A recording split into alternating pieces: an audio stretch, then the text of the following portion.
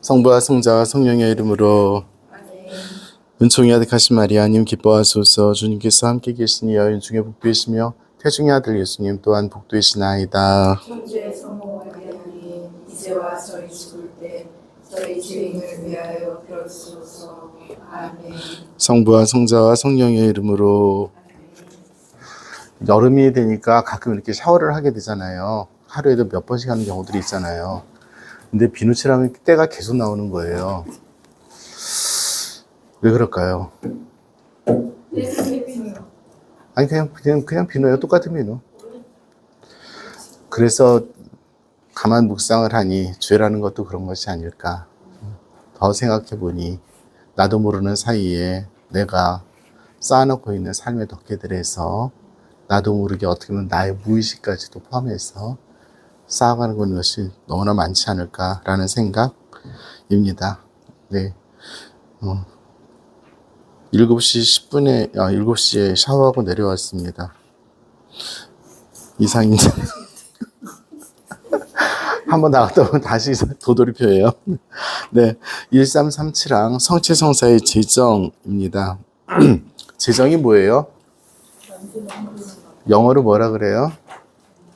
여기에는 성체성사에 제정할 때 제정이라는 단어를 영어로 뭘 쓸까요? 1337항입니다. 네, institution이라는 단어를 씁니다. 네.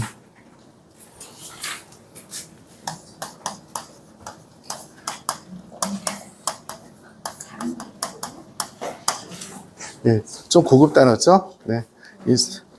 왜? 집단적으로 참, 네. 형님, 저기 머리, 여기 하얀 것도 묻었어요.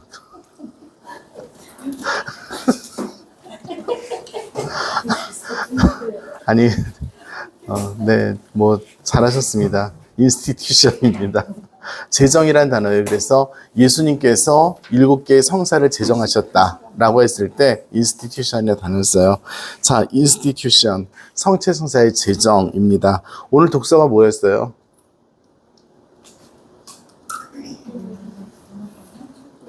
네, 탈출기였어요. 뭐였어요? 네, 죽도록 도망가고 있는 거였죠? 네, 내일 독서가 뭘까요? 탈출당해서 죽도록 못을 앞장서서 떠나오기 시작했어요. 내일은 뭐가 될까요? 네, 그것은 되겠죠? 그런데 떠나오기 전에 이 사람들이 먹었던 음식이 있죠. 그쵸? 이스라엘 사람들이 허겁지겁 먹었던 음식이 3가지가 있었어요. 무엇과 무엇이었어요? 양고기. 갑자기 양고기 그러니까는 피를 내서 그냥 급하게 구워 먹어야 됐던 양과, 네, 하느님의 어린 양, 그래서 성체성사에 대한 이야기고요. 복음서에서 예수님을 하느님의 어린 양으로 지칭한 분이 딱 한 분 계세요. 네, 뭐라고? 사도 요한. 죽을래? 요한. 아니네, 아닙니다. 아닙니다. 아니다. 복음서에서. 네, 복음서에서. 네, 세례자 요한이죠. 어느 복음서에 있나요? 마태오 복음. 아닙니다. 아닙니다. 요한복음이지. 요한 세례자가 썼잖아. 저기서 그러면 어떻게 해. 요한 세례자는 요한복음을 쓰지 않았습니다. 사도 요한이 썼겠죠. 네.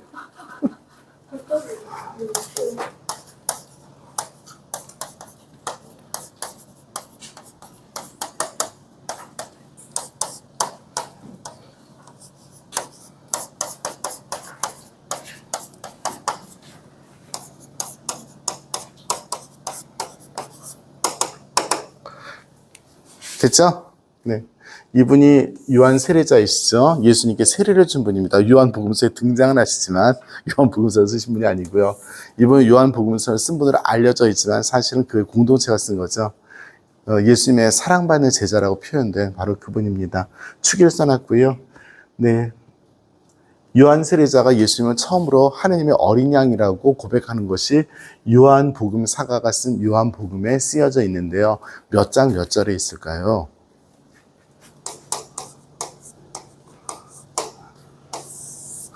요 두 개는 기억해 두세요. 1장 29절과 1장 39절에 보라 하느님의 어린 양이 가신다라고 제자들에게 이야기하는 장면이 나옵니다. 네. 그래서 우리가 보라 하느님의 어린 양 하는 부분이 바로 요한 세례자가 발설한 것을 미사 때 그대로 다시 하게 되는 거죠. 네. 자, 그것에서부터 시작을 합니다. 어린 양, 누룩 없는 빵, 쓴 나물, 그것을 먹은 사람들이 홍해 바다를 건너가요. 홍해 바다는 바다죠. 이 바다를 통과해서 죽음의 땅에서 생명의 땅으로 넘어가는 것이죠. 그래서 이 홍해 바다를 건너가는 것은 어느 성사의 상징이에요?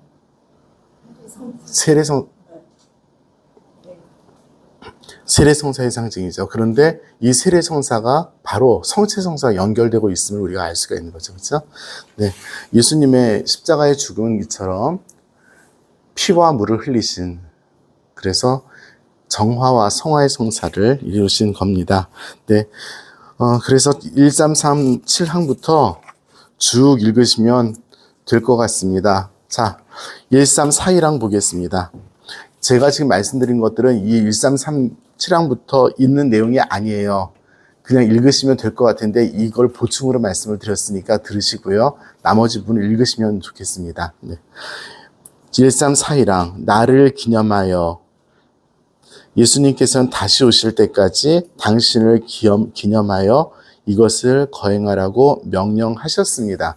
명령입니다. 1340이랑 맨 마지막 단어가 명령이라는 단어이잖아요. 이거는 나를 기념하여 이를 거행하여라라는 명령형이 쓰였지 할래 해도 좋다 이런 어떤 권고형이 아니에요. 그러니까 절대적인 말씀인 거죠.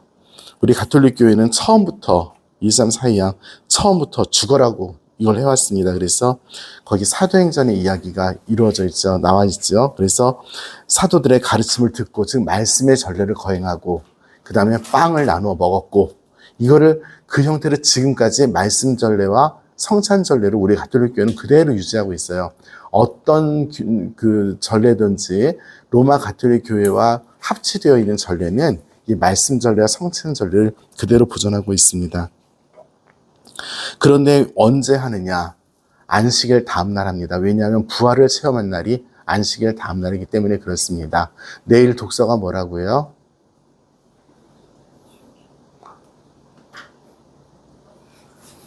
내가 음흉하게 미소를 지을 땐 분명히 뭔가 함정이 있겠지.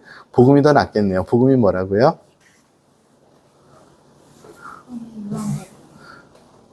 내용이 뭐냐고. 주간 첫날, 그쵸? 어떤 사람이 무언 짓거리를 했대요? 마리아 막달레나 네. 예수님을 보았답니다. 이 부활의 첫 증인은 누구예요? 부활한 거를 제일 먼저 보신 분이 누구예요? 마리아 막달레나입니다. 그분이 예수님을 처음 부활을 체험한 날이 언제예요? 안식일 다음 날이에요. 그날이 주일입니다. 우리들의 부활을 체험한 날입니다. 그래서 제가 지난번에 1, 2, 3, 4, 5, 6, 7, 8일째 되는 날 하고 말씀드렸던 거죠. 내일 독서가 뭐래요? 내 탈출기가 아니라는데 내 손모가지요.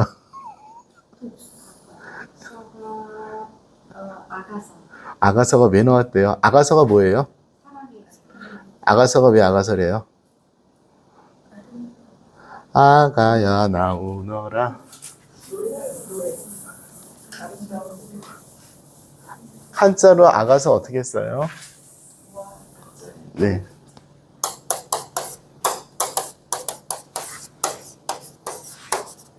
영어로 뭐라 그래요?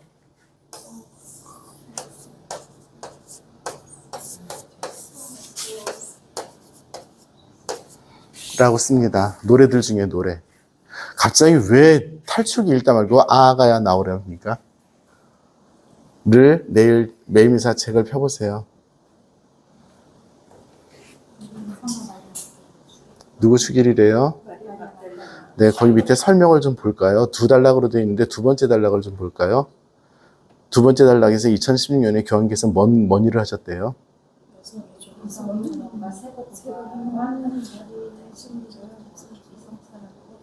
하기 위해서 기념일이었던 걸 축일로 격상시키셨습니다. 그래서 기념일이었으면 탈출기를 읽게 만들 텐데 축일로 바뀌었어요. 10년 전인 거죠. 네. 그런 일이 10년 전에 벌어졌고요. 네. 네, 10년 전부터 계속 그래 왔어요. 네, 10년이 되었다는 얘기입니다. 그러니까 탈출기가 아니었고 10년 전부터 아가서를 불렀고 네, 그랬다는 겁니다. 네, 10년 됐습니다. 네, 네. 얄미워 죽겠지? 왜 안 닦여? 이거 웬일이야?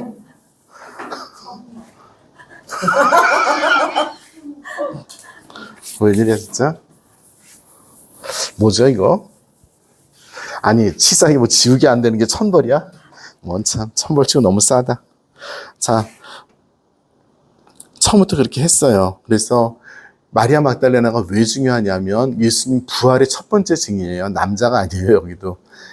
부활의 첫 번째 증인으로서 예수님의 부활을 사도들에게 알려준 분이죠. 그리고 이날을 기념해서 교회는 주간 첫날인 주일에 이 예식을 지금까지 거행하고 있습니다. 자, 1345왕 성찬례를 어떻게 거행하는가? 모든 세기에 걸쳐 거행되온 미사. 나 이걸 왜 해야 되는지 모르겠는데 밑에 보면은 그 조그만 글씨로 되어 있는 것들이 성찬례에 대한 거행의 증언으로서 유스티노 성인의 그 호교론입니다. 이 유스티노 성인의 호교론은 정말 중요해요. 우리 가톨릭 교회에서 가지고 있는 문서 중에서 가장 오래된 것 중에 하나가 이 유스티노 성인의 호교론입니다. 여기서 퀴즈 들어갑니다. 유스티노 성인 축일은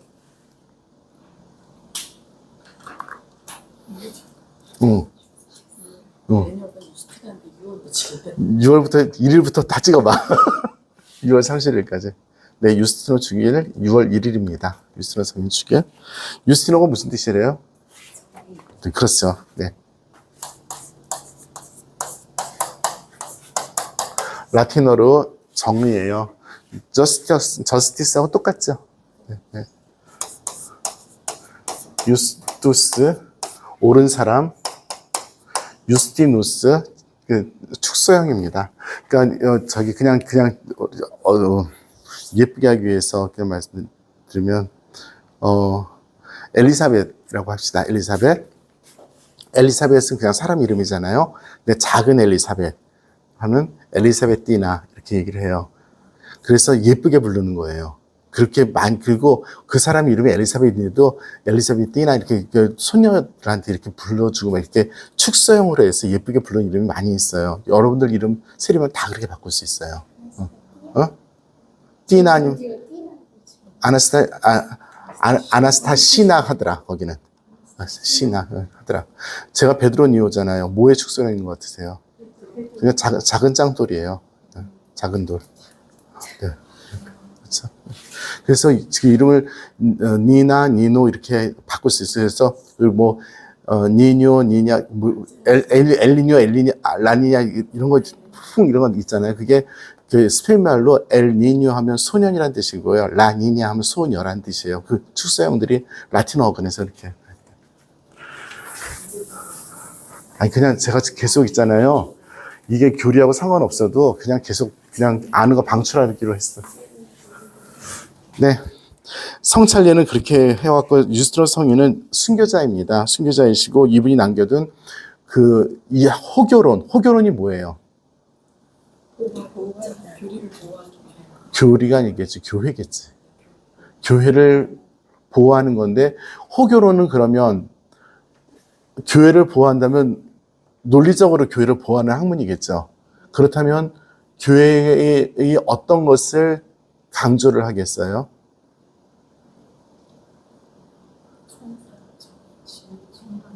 그렇죠. 정당성이죠. 교회의 정당성을 주장을 하는 거죠. 이 사회 안에서 이 교회가 정당한 이유를 설명을 하는 거죠.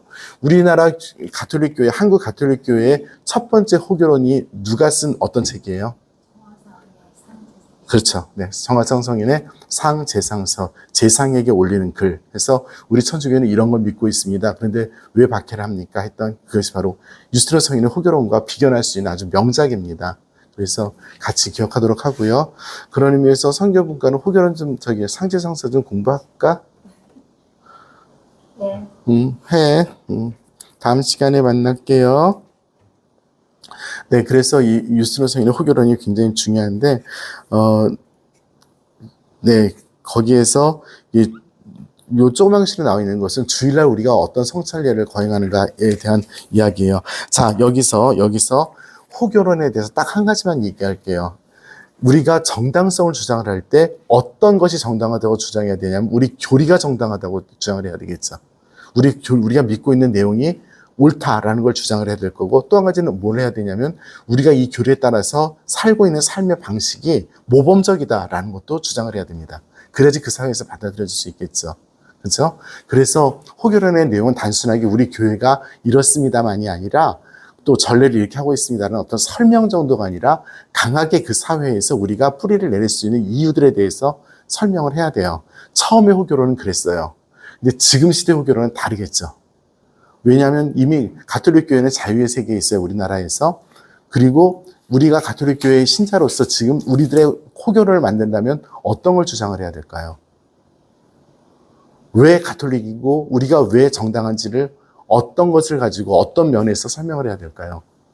이건 우리들이 해야 될 숙제니까 한번 이 시간 잠깐 고민을 해보죠.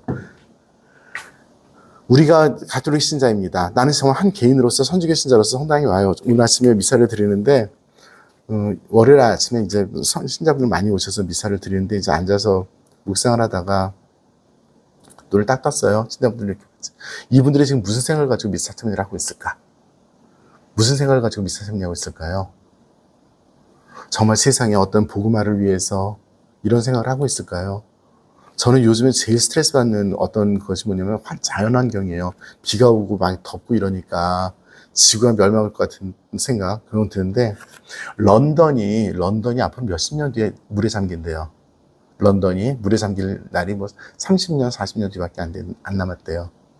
이런 재앙을 당하고 나서 인류가 정신을 차릴 것 같다는 생각이 들더라고요, 순간. 중국도 한 절반 물에 잠긴 다음에 석탄도 안 떼고 이렇게 되지 않을까. 제2의 빙하기 오는 게 눈에 보지 뭐 뻔하고요, 이제. 그런 것들이 이제 우리들의 고민거리인 거죠. 그랬을 때 이런 어떤 현실에서 가톨릭 교회가 우리는 정당하다고 이야기할 것이 무엇인가? 예수 그리스도는 이러한 것을 가르치셨으니까 우리는 정당합니다.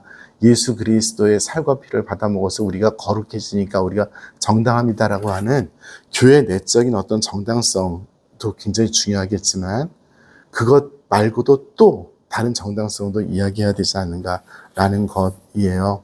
그래서 신앙 아니란 말은 교회라는 표현이에요. 신앙 안에서 우리는 무엇을 왜 믿는가라고 했던 이런 어떤 그 호결혼의 시대는 사실 지났어요. 우리가 존립해서 이 사회에, 세계에 이 신앙을 어떻게 살아내는가. 이것이 우리들에게 정당성을 주리라고 생각을 합니다. 말이 아니라 살아내는 것, 우리가 믿고 있는 신앙을 살아내는 것이 우리들의 정당성을 인정을 해줄 거예요. 그래서 호결혼은 이것의 실천에 대한 어떤 설명들이 되어야지 그냥 단순하게 예수 그리스도는 세상을 구원하러 오셨습니다. 이 얘기 백날 해봤자 아무 소용이 없는 게 안 믿는 사람에게는 아무 의미가 없어요. 그렇죠? 우리가 조금 더 잘 살아야 될 것 같습니다. 네, 1346한 이건 되게 중요해요. 동그라미 쳐놓으세요.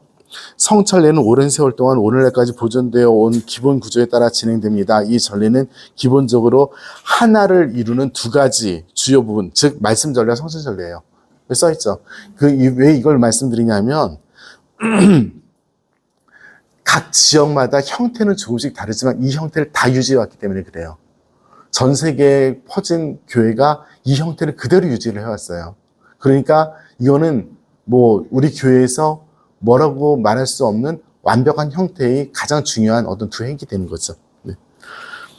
자, 1348항 성사 거행의 과정. 그래서 뭐 모두 모여서 입당을 하고 1349항 말씀 전례를 하고 50항 예물을 봉헌하고 51항 선물 헌금도 하고 그리고 감사기도 즉 감사기도를 바치고 빵을 나눠 먹고 이건데요. 자, 1352항부터 보시기 바랍니다. 하실 수 있으시면 감사기도 제2양식을 펴보세요. 감사기도 제2양식.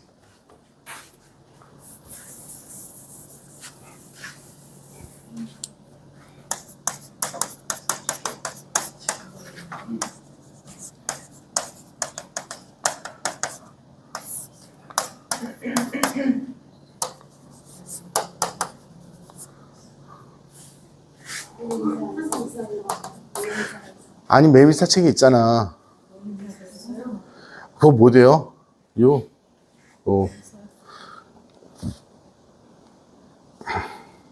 지금 까먹었다, 내가. 네. 그 감사기도 양식이 모두 4개가 있습니다. 1양식, 2양식, 3양식, 4양식이 있어요. 1양식은 정통 로마 가톨릭 양식입니다. 그래서 굉장히 성대하게 로마 교회에서 발전된 양식이에요. 2양식은 아주 간추리고 줄여서 모든 것을 다 한 줄로 요약해서 그 뼈다귀만 앙상하게 있는 그런 양식입니다. 3양식은 거기다 살짝 좀 더 가미를 한 양식이고요. 4양식은 동방교회의 영향을 살짝 받아서 구세사 전반을 다 훑고 있는 그런 양식입니다. 네. 그리고 이 양식들 말고 5개 양식이 더 있는데 내가 이게 이름을 까먹었어. 뒤에 있어요. 나중에 우리 공의 이후에 다른 나라에서 쓰고 있는 걸 우리나라에서 번역한 지 얼마 안 돼가지고 내가 습관이 안 돼가지고 이걸 내가 잘 못 외우네.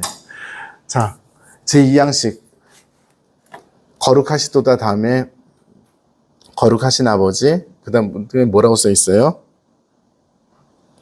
아버지께서는 온갖 거룩함의 셈이시옵니다. 간구하오니 성령의 힘으로 1353항 보세요. 1353항. 이 예물을 거룩하게 하시어 우리 주 예수 그리스도의 몸과 피가 되게 하소서. 예수님께서는 그 다음에 빵과 포도주를 축성하신 다음에 하셨죠?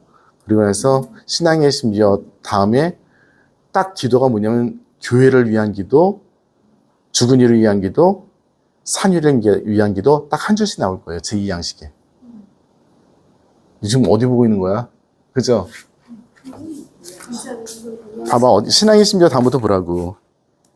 신앙의 심지어 그 다음에 아버지 저희는 그리스도의 죽음과 부활을 기념하며 어쨌든 감사하나이다. 간구하오니 성령의 힘으로 이 예물을 거룩하게 하시어 우리들 아니다. 봉사하게 하소서. 간절히 청하오니 성령으로 인하여 우리 모두 한 몸이 되게 하소서. 교회를 위해서의 기도예요. 그 다음에 주님 온 세상에 널리 퍼져있는 교회를 생각하시 어쩌고 그 다음에 살아있는 오늘 이 세상을 떠는 누구, 그 다음에 또한 살아있는 우리들, 딱 그거예요. 그러니까 이 감사기도 양식을 보면은 이게 전형적인 양식이에요. 성령 청원을 한 다음에 성령 청원을 그리스 말로 뭐라고 써 있죠? 네, 에피클레시스라고 써 있죠? 1353항에 아니 그러니까 내가 그런 것 같아가지고 알려줬어. 친절하게. 1353 에피클레시스라고 이야기합니다. 그리고 제가 그렇게 여러 번 얘기했던 아남네시스입니다. 네, 아남네시스를 통해서 그 다음에 열심히 기도를 하고요. 산자와 죽은 자를 위해서 기도하는 인트로체시오네스죠. 여기 그렇죠? 인트로체시오 원래 그냥 단수로 하면 전구가 있습니다. 교회와 산자와 죽은 자를 위해서 기도 끝. 이게 가장 간추린 양식이에요. 근데 다른 양식들을 보면은 이걸 갖다가 엄청나게 많이 풀어놨어요. 네, 그러니까 우리 교회가 계속해서 왔던 것은 이 양식을 중심으로 해서 각 지역에서 발전되어 왔다라고 보시면 좋을 것 같고요. 제2차 바티칸 공회 이후에 전례서를 취합하면서 단순화시켜서 제2양식을 많이 하는데 사실은 로마 가톨릭 교회에서는 1양식을 해야 맞겠죠. 엄청나게 길어요. 짜증내고 안 하잖아. 그래서 저는 그래도 양심을 좀 지키려고 3양식을 저는 줄이려고 그래서 하고 있는 거고요. 4양식을 가끔 한 번씩 하려고 하면 사람들이 그 다음에 헷갈려. 종을 언제 쳐야 될지 모르고 언제 그래가지고 막 고통스러워해가지고 네, 4양식은 그래서 특별히 저는 그 4양식을 가끔 한 번씩 했으면 좋겠는데 구세사를 처음부터 쭉 읊어요. 네, 정말 묵상할 게 많은 그런 양식입니다. 네, 집에서 한번 천천히 읽어보시면 좋겠습니다. 그래서 성찬의 전례는 이렇게 이루어집니다. 그 다음에 영성체 하는 거죠. 주님의 기도 바치고 영성체를 합니다. 네, 하늘에 계신 우리 아버지를 단 다음에 주님께 나라와 권능과 영광이 세세에 있나이다 라고 하죠. 그쵸? 주님의 기도 다음에 제가 기도한 다음에 주님께 나라와 영광이 뭐 세세 영원히 있나이다. 요즘 그렇게 바뀌었구나 진짜. 영원히 있나이다. 그 성경을 보면은요, 성경책을 보면 이 부분이 어떤 필사본이 뭔지 아시죠? 자, 옛날에 성경책이, 그러니까 인쇄술이 발전이 안 됐던 2000년 전에 성경을 누가 갖고 있어요. 예수님 말씀을 해서 성경을 했어요. 그러면 이걸 갖다가 다른 사람들한테 보급하려면 어떻게 해야 돼요? 당연히 복사를 해야지. 근데 문제는 복사기가 없었잖아. 그럼 어떻게 해야 돼요? 핸드폰으로 찍어야지. 근데 핸드폰도 없었잖아. 그럼 어떻게 해요? 써야지. 그러면 성경책이 써서 전파가 되기 시작하겠죠. 그런데 문제는 뭐냐면 이렇게 4명만 해도 귀마가 그래서 무슨 얘기하면 뒤에 가면 이상하게 되잖아. 그렇게 성경들이 발전, 변화 되겠죠. 그래서 어디 지역 몇 년판 이것들이 있어요. 그래서 우리 성경책도 어디 성경 몇 년판을 기준으로 번역하였다 이게 나오는 거예요. 그러니까 수사본이라고 표현을 해요. 수사본들이 여러 가지가 있을 수 있는데 가장 오래된 수사본이 어떤 거냐? 우리가 거기를 기준으로 둘 수밖에 없겠죠. 그런데 가장 오래된 수사본도 완벽한가라는 질문을 했을 때 아닐 수도 있어요. 왜냐하면 원래 있었던 그 성경을 그대로 필사한 것이 후대에 써질 수도 있으니까. 그래서 성경학자들이 역사적으로 이걸 가지고 많이 고민할 수밖에 없어요. 사실 아주 많이 남아있지도 않고요. 그리고 예루살렘 수사본과 예를 들어서 안티오키아 수사본이 있다면 두 사람의 언어가 달라요. 그리고 감수성도 달라요. 감자. 감자가 뭐예요? 포테이토. 아, 또 뭐를 영어로 나오네? 이태리 말은? 뽀따또? 네. 포모도로가 아니라, 저기, 빠따띠나라고 그래요. 자, 토마토 뭐라 그래요? 네, 포모도로라 그래요. 포모도로라 그러는데 프랑스 말로는 감자가 뽐드테크예요. 뭐냐면 땅의 토마토예요. 땅의 토마토가 감자예요. 뽐드테크. 프랑스. 아니야? 사과요 이거? 아닌 것 같은데 빨리 찾아와. 빨리 찾아와봐. 난 그렇게 외웠거든. 자, 진실의 시간입니다. 빨리 찾아주세요.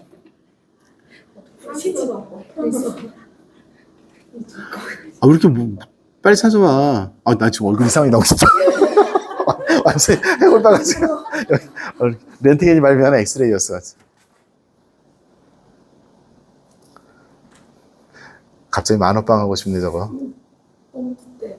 뭐예요?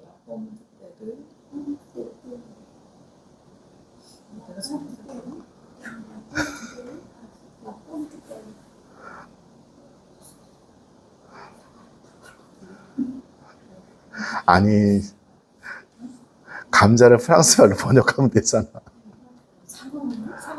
사과죠? 뽐드테르야? 그러니까 뽐이 저기잖아. 그 토마토잖아.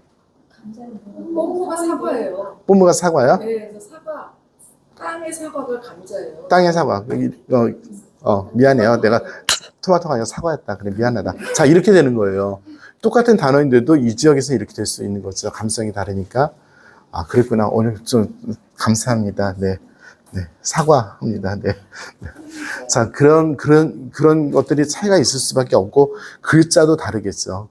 그러니까 이제 수사본들이 다른데, 거기에 가필이 들어갈 수도 있어요. 우리 교회에서는 여기는 진짜 이거인 것 같다. 그래서, 주님께 나라와 권능과 영광이 세세히 있나이다는 어느 지역 수사본에 들어가 있어요. 그래서 번역이 됐을 때 요거는 괄호 쳐놓고 밑으로 얘네를 공동번역에서 뺐었어요. 그런데 우리 교회에서는 이 말을 버리기가 너무 아까운 거예요. 그래서 아멘 대신에 이걸 대신하고 있는 거예요. 그러니까 그 미사 때 주님의 기도 다음에 아멘이 없잖아요. 그 다음에 주님과. 네. 자, 1356항 성사적인 희생제사, 감사, 기념, 현존. 이건 엄청나게 중요하니까 감사, 기념, 현존은 동그라미를 하나씩 빡빡 쳐놓으시기 바랍니다. 성사적인 희생제사는 뭐 그 말 그대로입니다. 예수님께서 이 희생제사를 바치라고 하셨는데요. 그 희생제사의 의미는 뒤에서부터 읽으면 좋을 것 같아요. 현존, 하느님의 예수님의 현존, 그리고 그 현존을 기념함, 그래서 공동체가 감사함. 바로 이게 성체성사의 의미 전체 다입니다. 한 개인이 받아모시는 성체이지만 그것이 이루어내는 것은 하나의 공동체이고 같이 감사를 드리는 전례적인 형태를 만들어내는 그런 것이 되겠죠. 그래서 이 부분은 굉장히 중요해요. 자.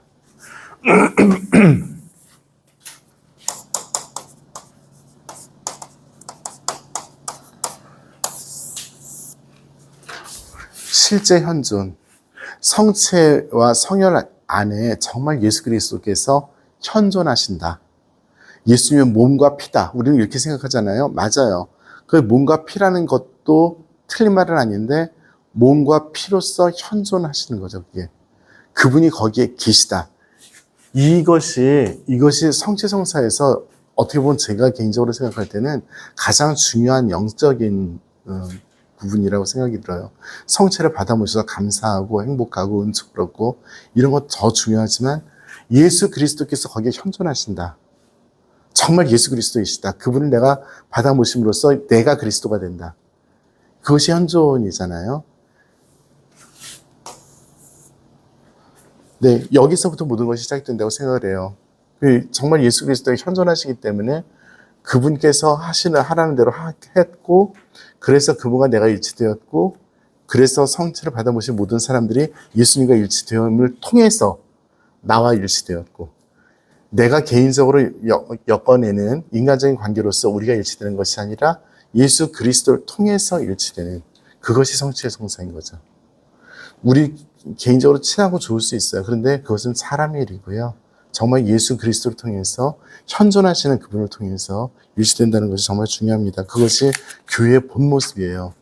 교회의 본 모습은 어제 우리 주일날 마르타와 마리아의 교회 이야기를 굉장히 많이 들으면서 고민을 할 수밖에 없는 거죠. 예수 그리스도화된 사람들이 예수 그리스도를 통해서 이루어지는 관계가 교회인 것이지 그 외의 것들은 아무것도 없어요. 예수 그리스도가 아닌 일치를 이루는 요소는 교회에서 아무 의미가 없어요. 어떤 걸 같이 잘했다. 뭐 성경잔치에서 최우수 본당 좋아요. 그래봤자 지나가는 건데. 뭐 한번 해봤다. 지나가는 건데 변하지 않는 거를 잡아야지. 네. 아이, 재미없어. 성체성사 그만할래. 나머지 읽으세요. 재미없어. 자, 어디로 갈 거냐 하면 1392랑 이거는 성경분과에서 특별히 좀 교리할 때 많이 반영해 주기 바랍니다. 1392랑 영성체의 효과. 네. 나머지 저기 위에 교리 부분은 그냥 읽으세요. 뭐, 네. 1392랑 영성체는 우리와 그리스도의 일치를 증진시켜 줍니다. 모르는 사람 없죠? 네. 그 다음에 1392양 물질적 양식이 육체의 효과를 가져오는 것처럼 영성체는 놀라운 방식으로 우리의 영적인 생명에 그 효과를 가져온다. 이거는 체험해야 되는 겁니다. 그냥 말로만 되는 거 아니에요. 영성체는 성체 신비를 살았을 때 체험되는 거예요. 나누어지는 신비를. 네. 영성체는 우리를 죄에서 떼어놓는다. 죽어라고 열심히 기도하고 하면 되겠죠. 육신의 94항 육체의 음식이 잃어버린 기력을 회복하듯이 성체는 일상생활에서 약해져가는 사랑을 북돋아준다. 네, 그렇습니다. 자, 여기까지 일단 읽고요. 정말 영성체 하시고 이런 체험들이 있었어요? 계속 떠들어 진짜. 그냥 좀 열심히 들어 그냥. 어떻게 내가 한마디 하면 10마디 해. 자, 질문 드렸습니다. 아나스타시아 대답해 봐봐. 질문을 못 들었지? 떠드냐고. 내가 그럴 줄 알았어. 체험 그런 의심도 많이 들어요. 왜냐면 어렸을 때부터 성당을 다니고 영성체를 하면서 의식적으로 매일 남들이 세상에서 말하는 세뇌되는 것처럼 이거는 예수님의 몸이야, 피야, 이걸 먹고 영적으로 성장하는 거야. 근데 어느 날 말씀 안에서 이렇게 해서 교회 안에서 내가 이런 인성적인 거나 그런 거나 예수님을 닮아가면서 노력은 했으나 이게 내가 과연 진짜로 내가 성장했을까? 내가 예수님하고 일치했을까? 언제나 내가 일치하려고 노력하는 그 마음일까? 라는 거로 의심이. 제가 질문 드린 게 뭔데 그렇게 아니. 이게 본인의 느꼈냐고 말씀하셨죠. 나 그래서 그 합당한 대답이었고 네.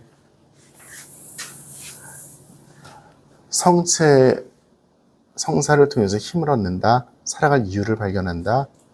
네. 그거 없으면 신앙생활 못해요. 다른 거 다 어쩌고 저쩌고 뭐 다 나머지 것들이에요. 그건 제가 장담할 수 있습니다. 그런데 그 성체 성사는 이제 우리 세실의 부과장 얘기한 대로 직관적으로 성취를 받아보셨다. 내가 하느님과 일치했다. 여기잖아 우리는. 근데 그 성체의 신비가 가지고 있는 의미들이 있잖아.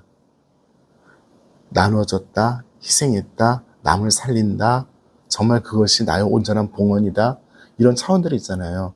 그런 것들을 내 삶과 대입해서 내가 지금 살아가고 있는 삶에서 내가 가지고 있는 기쁨과 고통들, 그리고 내가 가지고 있는 희망, 그리고 내가 과거에 살아왔던 것과 앞으로 살아갈 시간들에서 내가 정말 주님과 무엇을 같이 하고 싶은가? 라는 것들을 계속 반출을 해내는 것은 굉장히 중요해요. 단순하게 영성처럼 죽는 것처럼 생각하잖아. 무슨 부적 붙이듯이. 예수님은 성체 안에 분명히 계시지만 성체 안에만 계신 게 아닌데 우리는 성체를 영할 때 그냥 그거 안 하면 안 될 것처럼 생각을 해요. 미사 때 굳이 있다가 영성처럼 뽀쪼록 나가는 사람들도 있잖아. 안 해도 되는데. 제가 일부러 강론 슬슬 늦게 할 때 있어. 저 조바심 내고 있어. 1분만 더 하자. 왜냐면 그 사람들이 영성처럼 나가려고 준비하고 있는 거예요. 좋아요. 좋은데 영성체를 제대로 하기 위해서는 성체 성사의 의미를 내가 내적으로 분명히 알고 살아내야 돼요. 일상에서. 특별히 희생이라는 것은 굉장히 중요합니다. 제가 장담하지만 희생이라는 것은 정말 중요해요. 그거 안 한 상태에서 성체 성사를 올바로 접근해서 그 의미를 알아내기는 굉장히 어려울 것 같아요. 네. 1396항 신비체 일치 성찬예는 교회를 이룬다.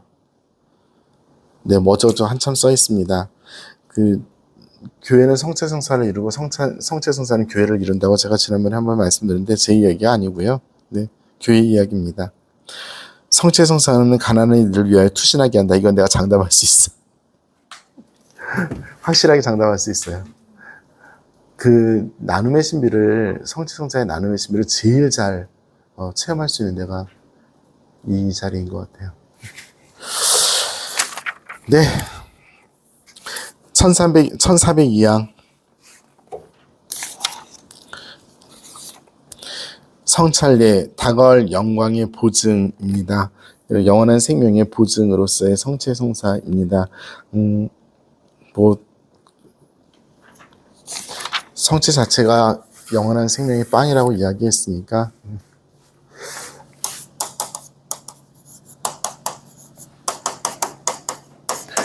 여기에 없기 때문에 그냥 요 단어만 하나 설명을 엉큼만 하나 설명하려고요. 가끔 이제 기도문들에 보면 교환의 신비라는 말을 써요. 뭐냐면 빵과 포도주가 예수님의 몸과 피가 되는 그거를 교환의 신비라는 단어로 설명할 때가 가끔 있습니다. 교환이라고 한다면 뭘 나눠 이렇게 주고받는 거 이렇게 생각하는데 여기서 교환은 이렇게 변화되는 걸 이렇게 표현하는 것 같아요. 근데 어쨌든 간에 이 놀라운 교환의 신비로 우리를 거룩하게 하셨으니 이런 식으로 표현되는 기도문들이 가끔 나올 거예요. 보시기 바랍니다. 지금 몇 시예요?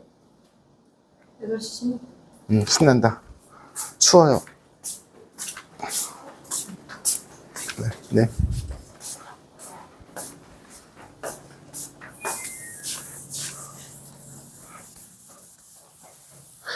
책들, 성경책 안 갖고 계신 거죠? 네. 코린토 신자들에게 보내신 첫 번째 편지 12장, 워낙 유명한 텍스트니까. 11장, sorry. 네.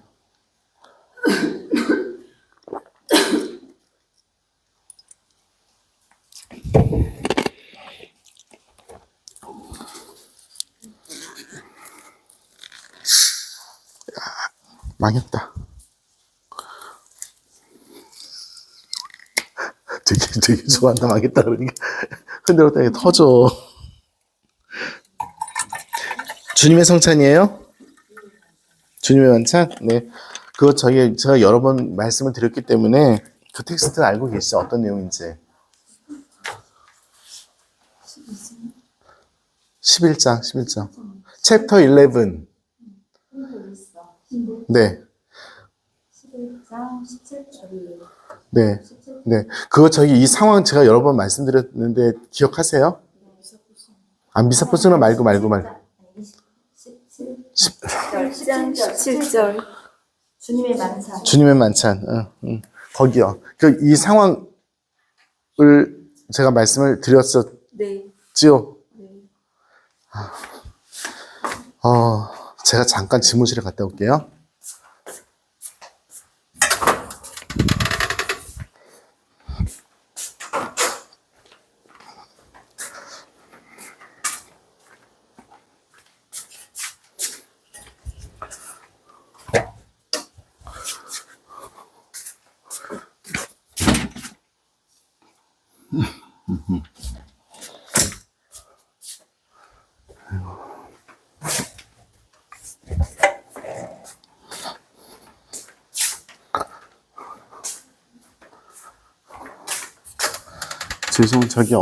책을 갖다 놓으라 그랬더니 안 갖다 놨네.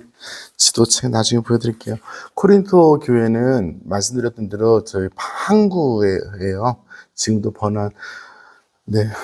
저도 코린토 가본 지가 되게 오래돼가지고 2번밖에 못 갔어요. 굉장히 매력적인 곳인데, 네.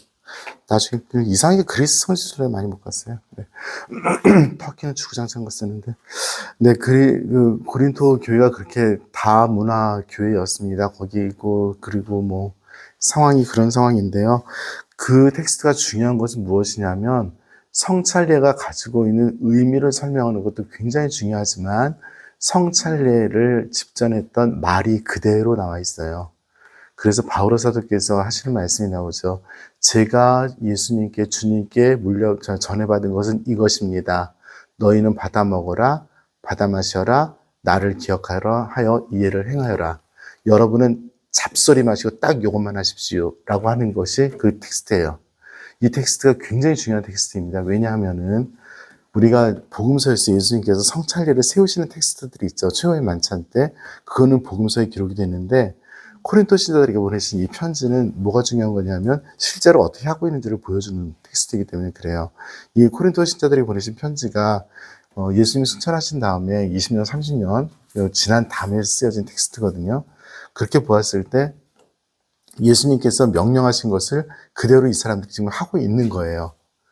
그러면 하고 있는 그 안에서 예수님께서 무엇을 하라고 하셨는가? 거룩하게 변화시켜서 받아 먹는데 어떻게 받아 먹냐면 거기서 하나의 교회 공동체 안에서 받아 먹으라고 얘기를 하시는 그 장면이거든요.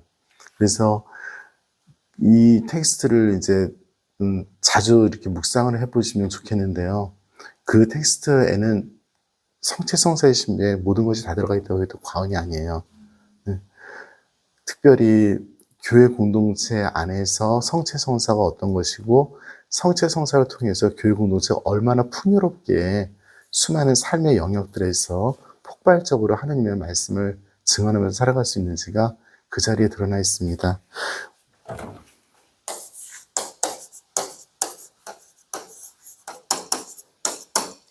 보셨어요? 읽어보셨어요? 읽어보셨죠?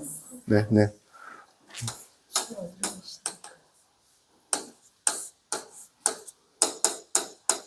네.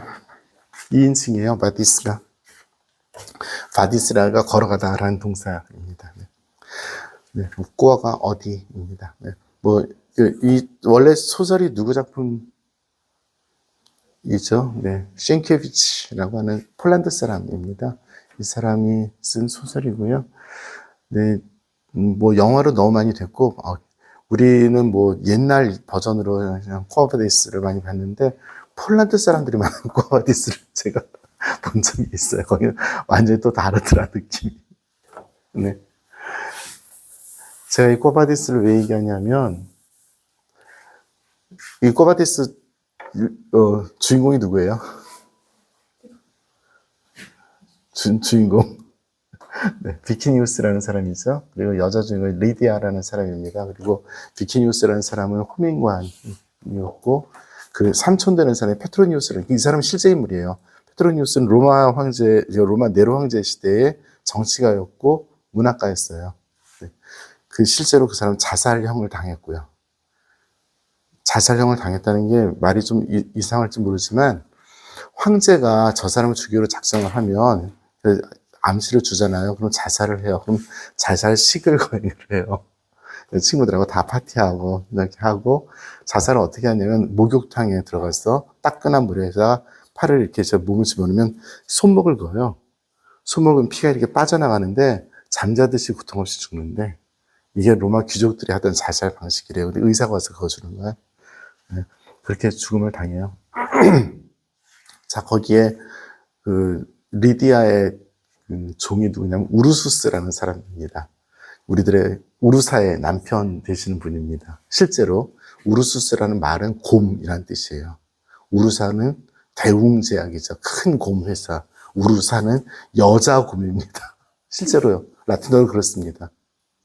네, 우르사가 그렇습니다. 자, 예수님을 믿어요. 비키니우스가 천주교 그리스도를 믿지 않던 사람인데 리디아 때문에 이제 그리스도교 신자가 되기 시작하죠.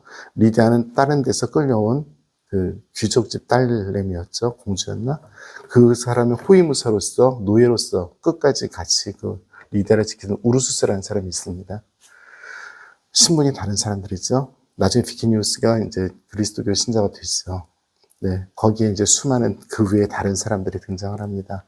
그리스도교 공동체에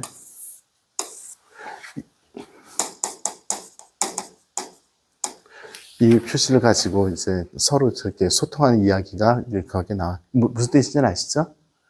예수 그리스도 하느님의 아들 구원자의 약자예요. 이 5글자가.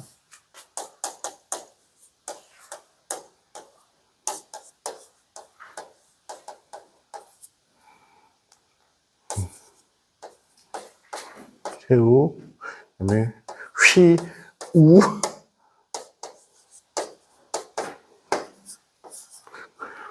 예수 그리스도스 테오히오 소테르, 예수 그리스도 하느님의 아들 구원자. 요 이니셜이 이크디스가 물고기란 뜻입니다. 그래서 물고기 그림을 이렇게 그렸던 거예요. 손등으로 하니까 잘 지워진다. 인터넷에 다 나와 이런 것 좀 찾지 마.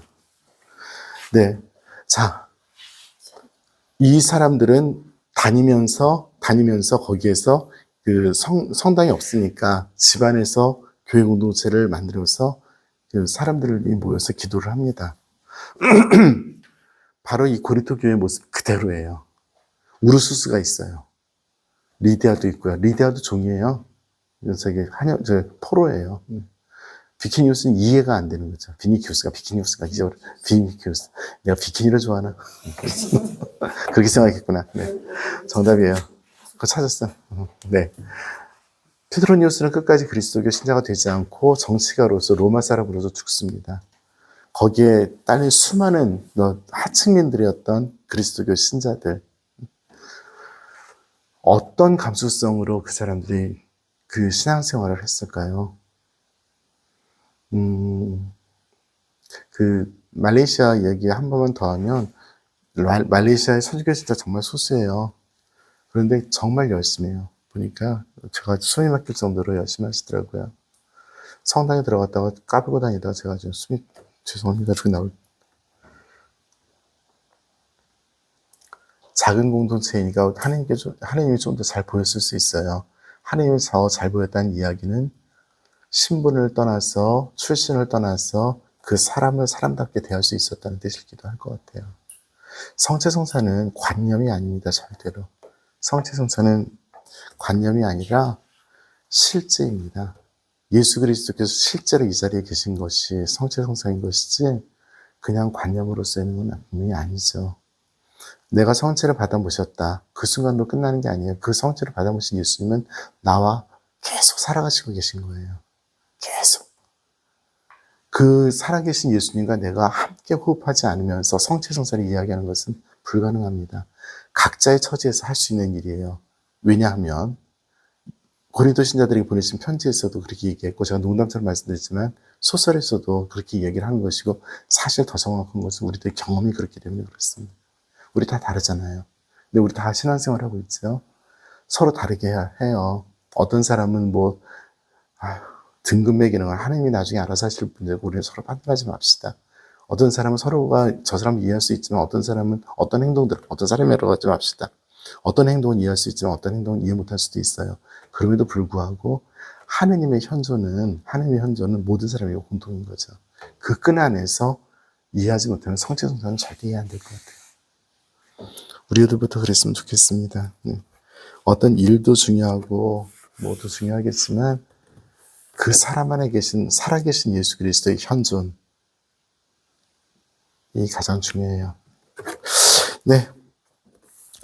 성체성사에 대해서 혹시 하시고 싶은 말씀 있으면, 제가 성체성사는 정말 성의 없이 했어요. 왜냐하면 하기 싫어서 너무 많이 들었을 얘기들이니까. 입니다. 네. 하실 말씀 있으신 분? 네. 자, 그러면 치유의 성사 하겠습니다. 먼저 치유의 성사 하기 전에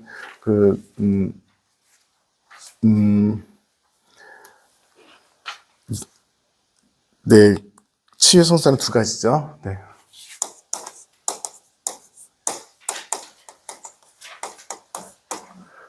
전통적으로 교회는 병이라든지 죽음이라든지 이런 것들이 죄의 결과로서 우리는 인식을 해요. 그 이유는 뭐냐면 창세기에 아담과 하와의 죄 때문에 죽음이 이 세상에 들어왔고, 그리고 죄가 이 세상에 들어왔다고 생각을 하기 때문에 그렇습니다. 그러니까 죄라고 하는 것은 죽음과 연결되어 있고 병과 연결이 되어 있어요.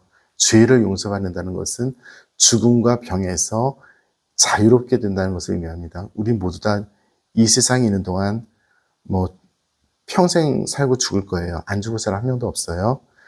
그런데 그 죽음과 병은 우리들 죄의 결과이지 끝은 아닙니다. 그것은 그 다음을 약속하는 길들인 거죠. 그래서 우리가 이 화해를 한다고 했을 때 병을 낫고 죽음을 안 당하는 것이 아니라 죽음과 병이라고 하는 한계상을 넘어서는 그 다음 것들과 우리가 만날 수 있는 완전한 치유를 이야기하는 그런 성사들입니다. 신부님, 누가 병에 걸렸어요. 어떻게 또 기도해 주세요. 낫게 기도는 하겠지만 낫지는 않을 수 있어요. 얼마든지. 병자 성사 갔을 때 지금 막 숨 돌아가시는데 이 환자의 병을 낫게 하시고 다시 일할 수 있게 하소서라는 기도문을 분명히 외웁니다. 그거를 포기하진 않겠지만 그 가능성은 없는 거죠. 제가 무슨 마술사도 아니고 우리 가톨릭 교회가 죽음을 막는 방법은 없어요. 개인적인 죽음들을. 하지만 거기에서 자유롭게 될 수는 있어요. 영적으로는. 그 성사가 바로 치유의 성사입니다. 그래서 고해 성사와 병자 성사가 있는데요. 자,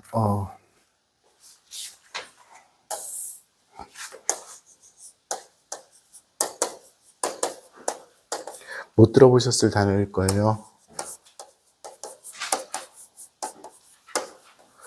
교회는 치유를 할 때 두 가지 법정을 이야기를 해요.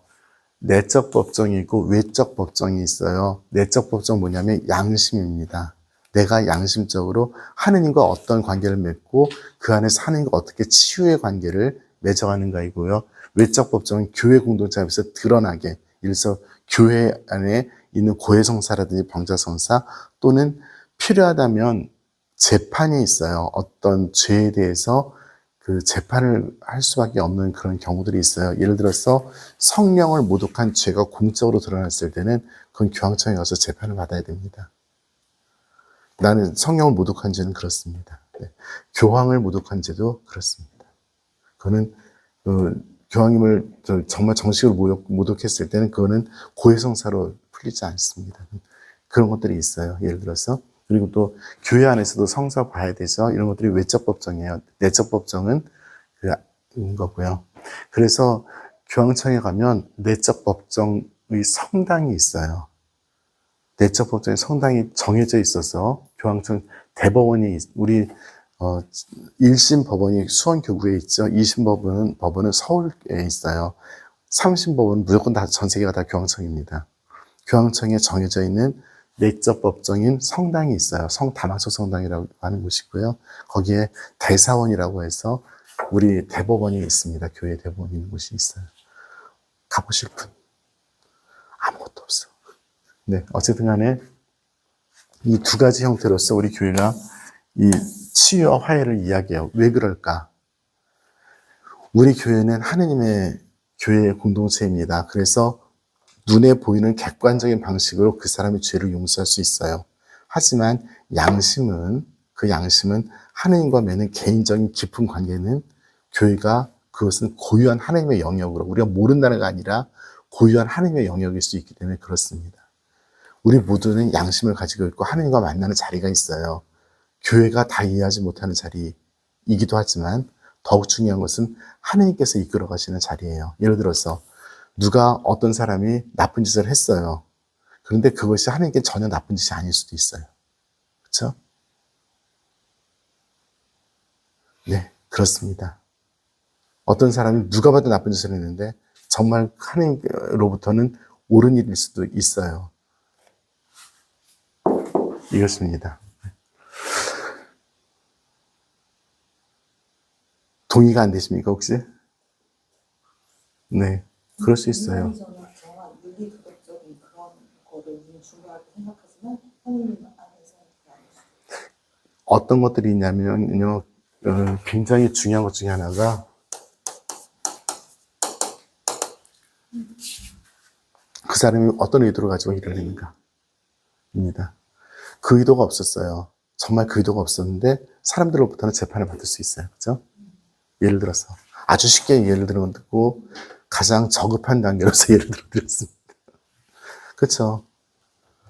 그 사람의 양심이 거죠. 근데 그 양심이 이해되지 못하고 받아들이지 않았을 경우에 그 사람은 분명히 그럴 수 있어요. 자, 그러면 여기서 질문 드릴까요? 어떤 것이 영적으로 하느님께 어떤 것이 더 중요할 것 같으세요? 네? 당연히 여기서. 그러니까 사람 함부로 판단하면 안 돼요. 뻘짓거리 할 때는 지랄해도 되지만 그 사람 존재를 놓고는 판단하면 안 돼요. 절대. 그 사람이 어떤 건지.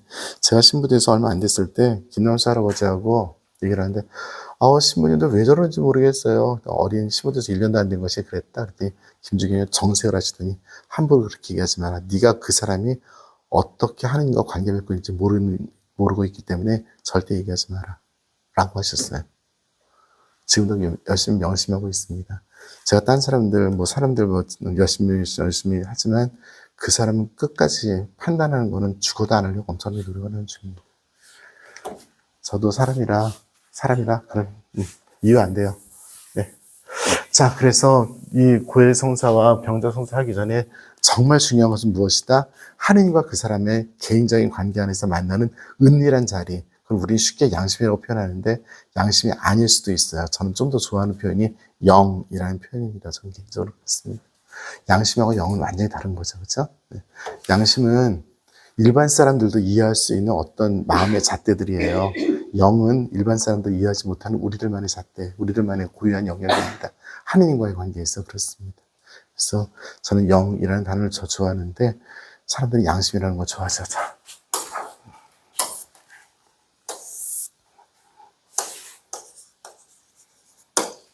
중용이라는 것이 있습니다.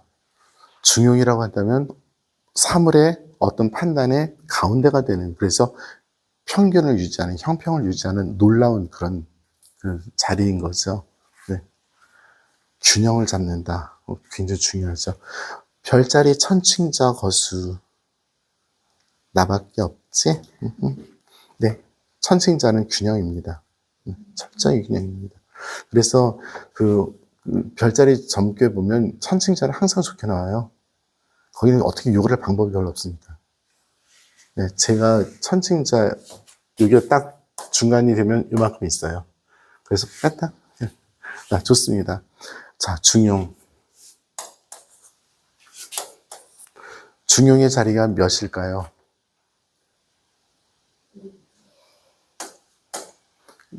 라고 우리가 생각을 하죠. 중용을 읽어보면 이 오가 아니라는 걸 누구나 다 알 수 있을 거예요. 어떤 경우에 여길 수 있고 어떤 경우에 여길 수도 있어요. 그렇죠? 이것이 바로 하느님과 그 사람과의 관계를 설명하는 방법 중에 하나라고 저는 생각을 해요. 하느님과 그 사람의 관계는 그렇습니다.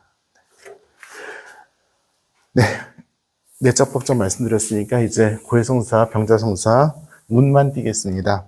고해성사는 언제 봐요?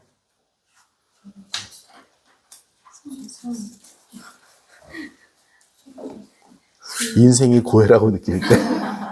병자성사는 언제 받아요? 인생이 병자일 때. 너무 간단하잖아. 자, 고해성사. 우리 선생님들 여기 많이 계시니까 그 고해성사는 뭐 여러 가지 설명을 많이 하셨으리라고 생각하는데요. 고해성사에서 가장 기본적인 게 우리 그 순서, 기본적인 자세들을 알고 있죠.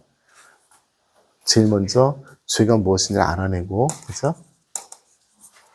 그 다음에 거기에 대해서 정말 그냥 회개하는 마음을 갖고, 그 다음에 다시는 죄지지 않기로 결심하고, 그걸 뭐라 그래요? 네, 정리하고. 그 다음에 이제, 뭐, 가서 고해성사 같은 걸 보겠죠?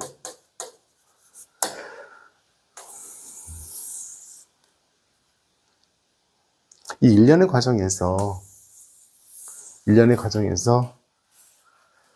가장 중요한 어떤 성찰의 원동력이 되는 것이 무엇인가?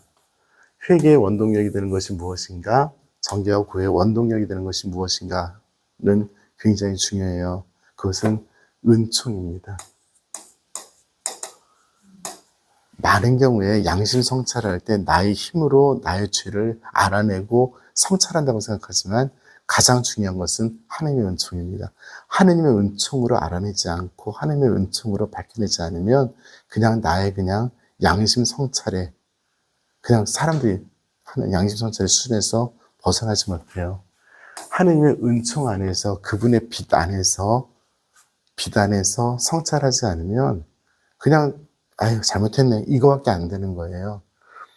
그 빛 안에서 성찰한다는 것은 무슨 뜻이냐면 복음의 말씀과 비추어서 성찰한다는 뜻입니다. 내가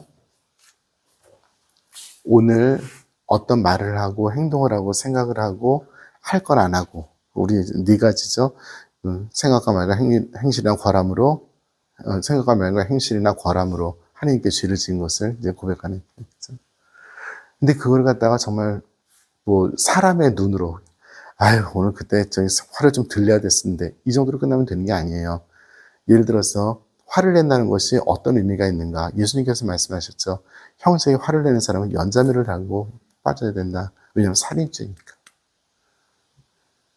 그 사람의 존재를 그러니까 우리 그리스도교의 가치들을 가지고 성찰하지 않으면 그리고 그 그리스도의 교회의 가치를 가지고 성찰하기 위해선 분명히 사람의 힘으로 되지 않아요. 하나님의 은총 아니면 안 돼요. 이걸 다른 말로 얘기하면 이런 화해 성사에서는 어떤 은총이냐면 자비의 은총입니다. 제가 프란치스코 교황님께서 처음 이제 교황직을 오르셨을 때 이제 모토가 나오잖아요. 모토를 보고 제가 되게 이해를 못했어요. 엘리젠더 미세란도 이렇게 하면 돼 있었던 것 같은데 무슨 뜻이냐면 우리나라 말로는 자비롭게 부르시니 이렇게 번역이 되어 있는데요. 사실은 두 가지 행위가 다른 거예요. 자비롭게 저를 대하시고 저를 선택하시니 두 가지가 되는 거예요. 자비롭게 저를 자비롭게 대해 주시고 뭐 그냥 자비롭게 용서해 주시든지 이끌어 주시고 나를 선택해 주시니 이 두 가지가. 그런데 그걸 우리는 뭉뚱그려서 자비롭게 부르시니 이렇게 해버렸는데 제가 그 말씀을 이렇게 묵상을 하면서 그러니까 처음에 이렇게 받았을 때 이해를 살짝 못했어요. 경위께서 왜 이거를 하셨을까? 왜 어떤 성찰의 어떤 것들을 교황직의 모토로 세우셨을까? 경직의 모토로 세운다면 어떤 걸 하겠다 이런 것들이 많이 들어가 있을 텐데 그런 거인데 그분이 사는 걸 보니까 이해가 되더라고요. 정말 낮은 자세에서 끊임없이 당신을 담금질해 가시면서 사셨어요. 허튼 거 안 보시려고 정말 정도를 걷기 위해서 보니까 정말 눈을 하나도 안 돌리시더라고요. 어떤 순간에서도 끝까지 교회 지키시더라고요. 약간 무서울 정도로. 바로 그거예요. 하느님의 은총 아니면 그냥 사람의 일밖에 못해요. 우리 교회에서도. 잠깐 잔소리처럼 말씀을 드려서 죄송하지만 우리가 너무나 쉽게 성취성사를 대하면도 그렇고 뭐 다른 성사를 대하면도 그렇고 이 엄청난 영적인 부활을 대하는데 그걸 자꾸만 인간적으로 격화시켜서 그거를 가지고 대하고 있어요. 어떤 경우에는 그렇지 않았으면 하는 바람으로 말씀을 드립니다. 오늘은 여기까지 하고요. 다음 시간에 할 텐데 제가 성취성사를 그냥 왁 건너뛰었어요. 이유는 뭐냐면 두 가지예요. 많이 들었다. 두 번째, 이거 말이 되게 어려워요. 이거 다 읽어 나가서 설명하려면 이거 10페이지 하는데 날밤 새야 될 것 같아요. 그래가지고 막 지나갔으니까 읽으세요. 읽으시고 반드시 읽으시고 아는 것까지만 아세요. 아는 것까지만. 네, 네, 좋습니다. 얘는 언제 나한테 들어와 있는 애야? 네일 컬러 봤는데 내 입이 다 뭉그러져서 한입 같아. 네. 다음 주가 며칠이죠? 오늘이 며칠이에요? 21일, 28일. 제가 한다고 했죠. 안 할 이유가 없는 상태라. 네, 그래요. 저기 더운 여름에 좀 건강하게 잘 지내시고 그리고 아이스크림 남았어요. 마치겠습니다. 성부와 성자와 성령의 이름으로 영광이 성부와 성자와 성령께 성과 같이 이제와 항상 영원히 아멘. 성부와 성자와 성령의 이름으로 아멘.